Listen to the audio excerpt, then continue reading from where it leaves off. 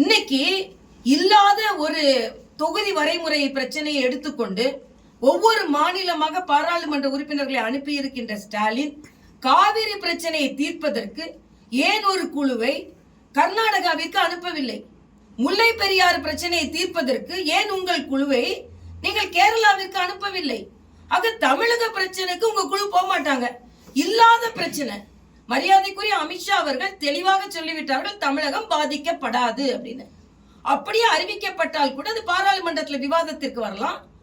அதே மாதிரி அங்கே மேல உள்ள தலைவர்கள் எல்லாம் சர்வ கட்சி கூட்டத்தில் விவாதிக்கலாம். இல்லாத ஒரு பிரச்சனைக்கு உங்களது பாராளுமன்ற உறுப்பினர்கள் குழுவையும் அனுப்பி கொண்டு இருக்கிறீர்களே.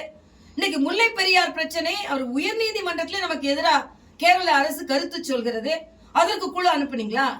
காவிரி பிரச்சனை இன்னைக்கு கூட மேகதாதுல அணை கட்டிய தீர்வோம்னு சொல்றாங்க, மத்திய அரசு அதற்கு அனுமதி கொடுக்க மறுத்து கொண்டு இருக்கிறது. ஆனா அதுக்கு குழு அனுப்புனீங்களா?